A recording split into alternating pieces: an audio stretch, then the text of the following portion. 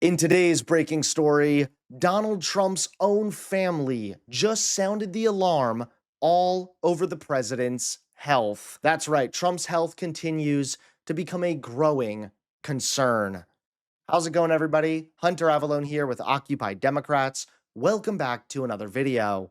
Now, Donald Trump is a disaster, and so is his administration. In fact, CNN recently exposed Trump's nominee to run the Bureau of Labor Statistics. The man President Trump wants to run the Bureau of Labor Statistics, right? The agency that gets all those jobs numbers together we were just talking about.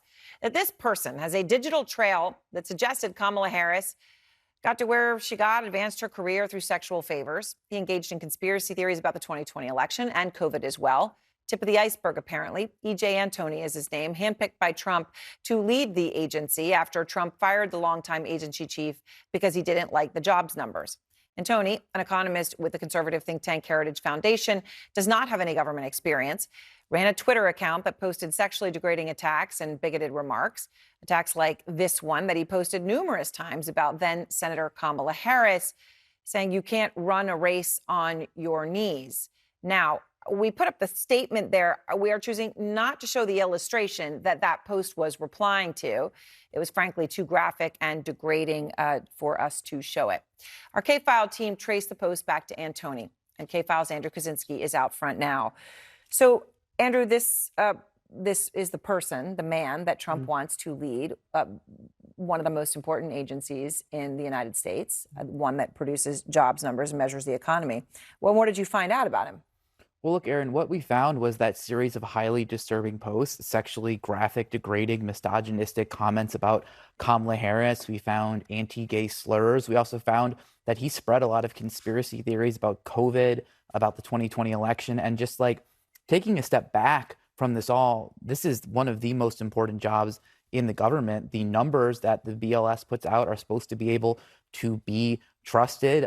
They're very vital to the U.S. economy. They're very vital to the global economy. Still, this hasn't stopped the labor statistics from being absolutely abysmal. And now Trump and his administration are trying to tout this idea that, don't worry, next year everything will get better. So look a year from today. The end of this year starting, and look a year from today, you're going to see employment numbers that you never imagined. Because what it's going to do is it's going to take the 6.9 million Americans who are capable of working, who are sitting on the sidelines now because they just haven't had the jobs they were looking for. They're all going to come into the workplace because we're going to train them. And now Trump's family just sounded the alarm over the president's health.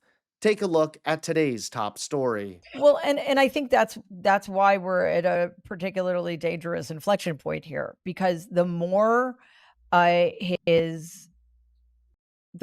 understands who he is, what's happening to him, the more scared he gets, and the more cruel he's going to become, the more desperate he's going to become. So, as with anybody, people who have who start having dementia or Alzheimer's, there are moments of insight.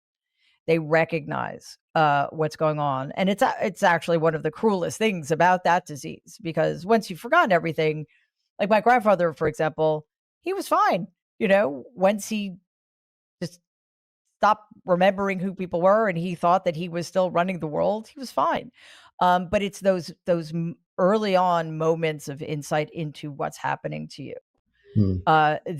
that really have a negative impact. And this is starting to happen to Donald with increasing frequency, and it is freaking him out. Yeah. And do you see any of these telltale signs in Donald? Do you recognize anything? Again, it's so hard to say because Donald has always been paranoid and vindictive and angry. So, Yeah.